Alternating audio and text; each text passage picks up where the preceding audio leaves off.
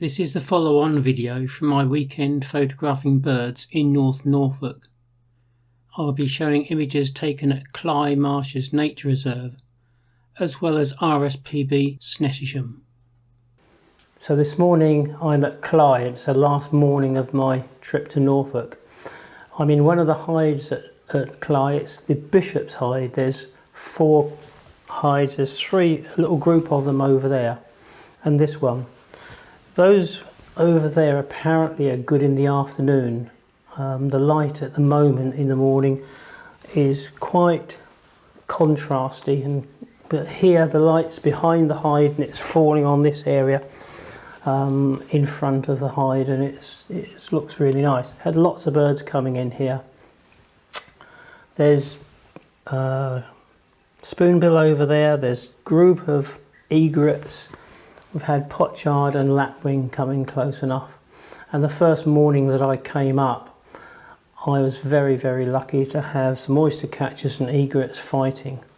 So I'll show you that picture in a little while. But hopefully today should be quite productive. At the moment, I've got the hide to myself. It's early in the morning.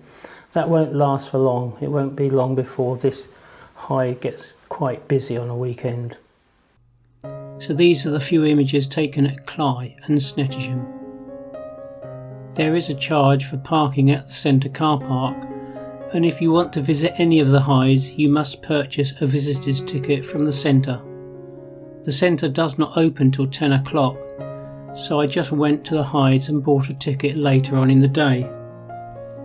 As you leave the visitors centre car park, you either turn left to the group of 3 hides or right to the Bishop's hide. Initially I decided to go to the group of 3 hides. As you walk along the boardwalk to the hides, there are reed beds on either side. You will often hear birds singing in the reeds, and occasionally you can be lucky and find one that is sitting high enough to photograph. Often though, you will hear them singing deep in amongst the reed beds and you cannot see them. Fortunately, I came across this singing sedge warbler, and it was perched quite high up, so this enabled me to get a clear shot. Unfortunately, it was quite a distance away, so it's quite a small image even though the 1.25 extender was engaged. I waited to see if it would come closer. You will often find that birds will have favourite areas and song posts that they repeatedly use.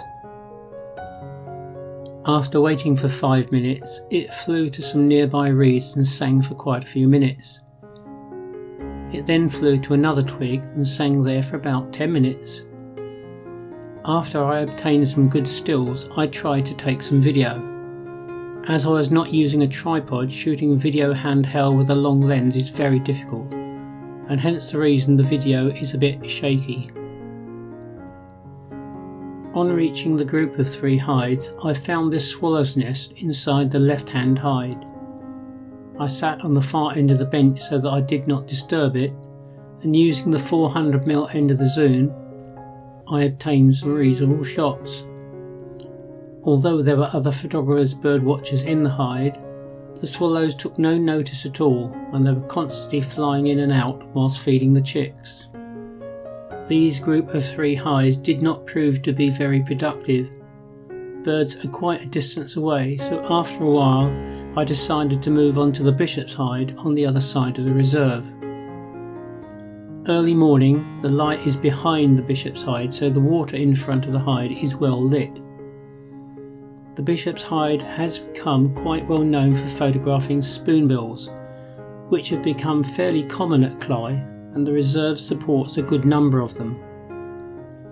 This slow motion video clip was shot at 120 frames per second.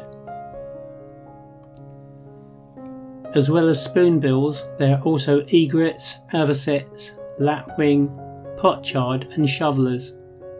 You can take individual shots of the birds, but it is also possible to get shots of birds in flight and also fighting. These 2 avocets were very aggressive if any other bird came near, and this shot was where they were both seeing off an egret.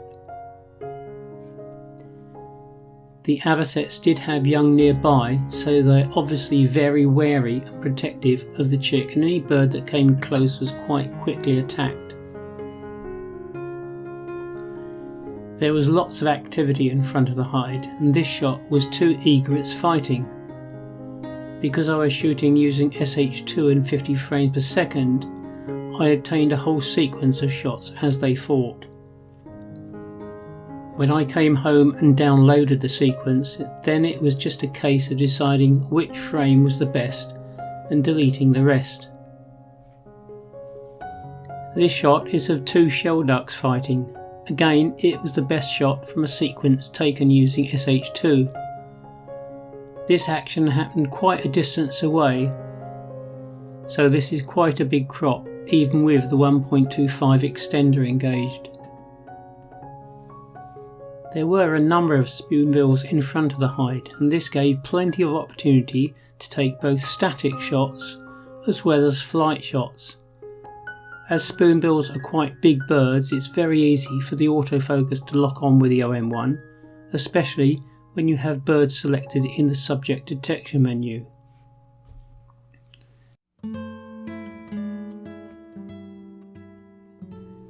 So here I'm going to show a few images taken at Snettisham. This was my first visit to Snettisham, so I used this trip as a reconnaissance exercise.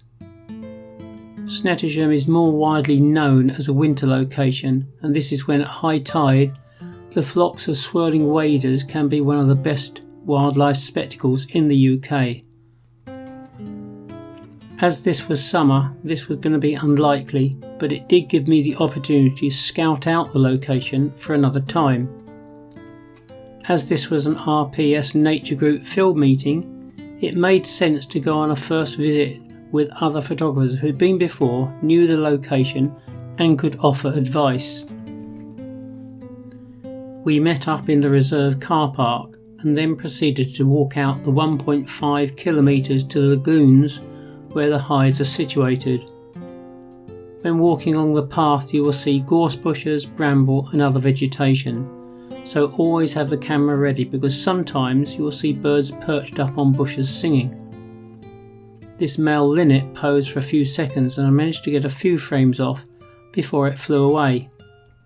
Unfortunately it was quite a distance away, so once again quite small in the frame. There are 3 hides by the lagoon, and initially we stopped at the second hide. From this hide you could get shots of the masses of bar-tailed godwits, and with this particular shot a flock of waders are flying in.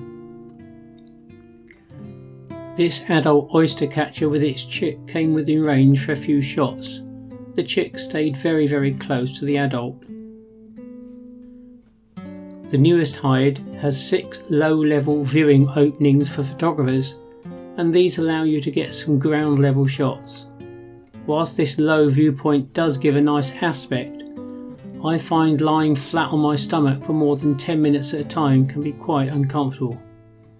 After this time my back, neck and shoulders start to ache, so once I had a few images that I was reasonably happy with, I decided to move on.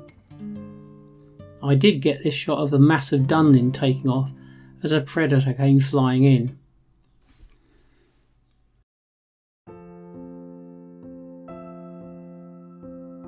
To finish up the video, I'm going to show a few more pictures taken at Cley on previous visits to the reserve.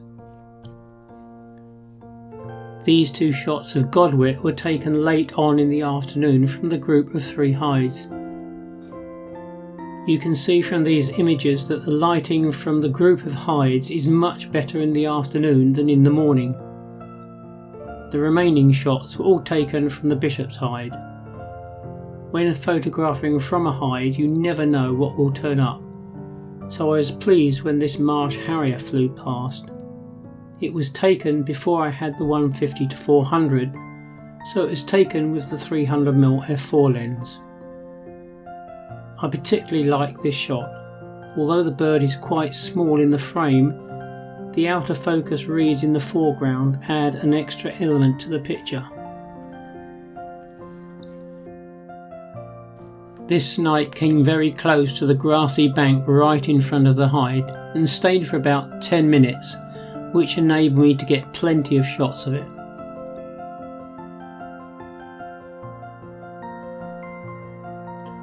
Also, there were numerous pochard and shovelers in front of the hide.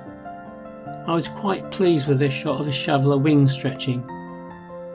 If you watch waders and ducks bathing and splashing about, they will often sit up and wing flap when they had finished, and this is what happened with this shot. I hope you enjoyed both this video and the previous one taken at Titchwell. If you did, please subscribe to be notified of future upload, and thanks for watching.